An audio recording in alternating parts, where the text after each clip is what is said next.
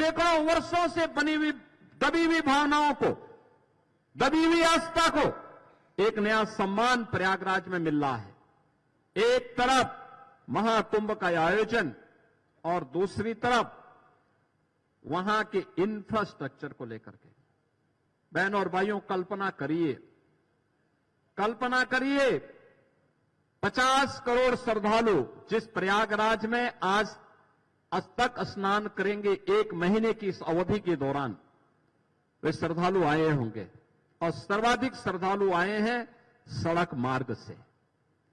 सड़क मार्ग से वहां पे रेलवे की बेहतरीन सुविधा हुई,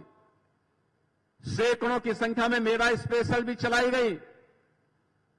एयर कनेक्टिविटी के लिए 40 रेगुलर फ्लाइट प्रतिदिन प्रयागराज को देश के अलग अलग कोनों को जोड़ रही है।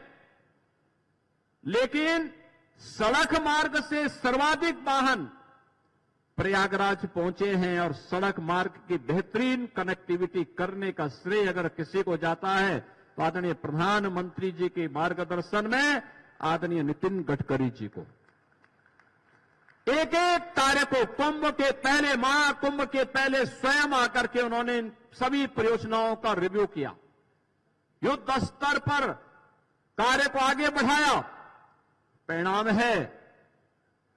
कि मौनी अमावस्या के दिन 8 करोड़ श्रद्धालुओं ने पावन संगम में आस्था की डुबकी लगाई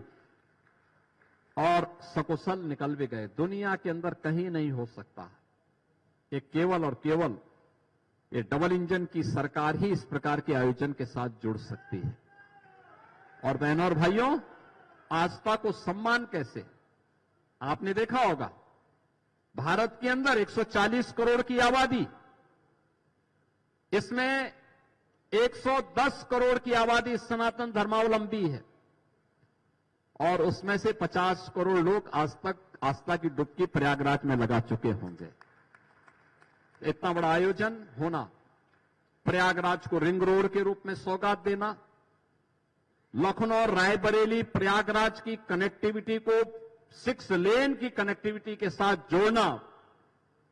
प्रयागराज के अंदर के सड़कों को फ्लाईओवर के साथ जोड़ना, 2 लेन को 4 लेन को 6 लेन के साथ जोड़ने का कार्य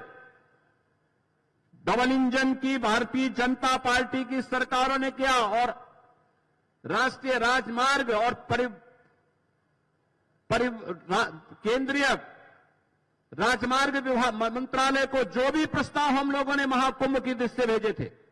उन सभी प्रस्तावों को आदरणीय गडकरी जी ने एक झटके में स्वीकृत करते हुए महाकुंभ को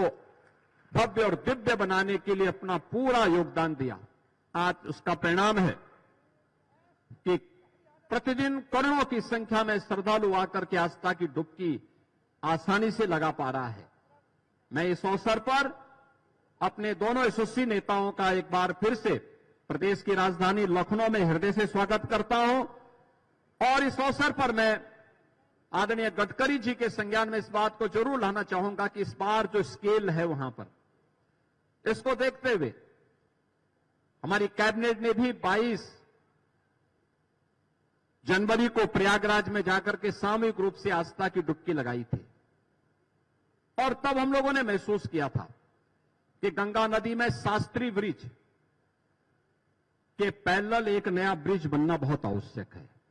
जो लोड है वहां पे ट्रैफिक का, नैनी में सिग्नेचर ब्रिज, यमुना नदी के ऊपर नैनी में सिग्नेचर ब्रिज के ऊपर एक नया ब्रिज उसके पैरेलल बनना आवश्यक है, क्योंकि प्रयागराज के साथ साथ आने वाले हर वर्ष वहां माघ मेला लगता है,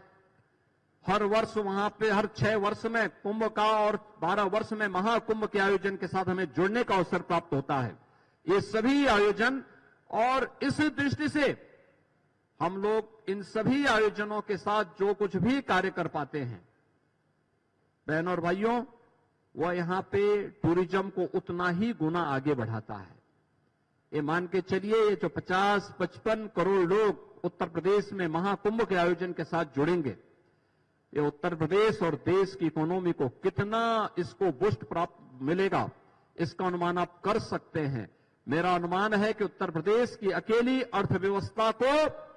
महाकुंभ प्रयागराज के माध्यम से 3 लाख करोड़ रुपए की नई बढ़ोतरी होने जा रही है।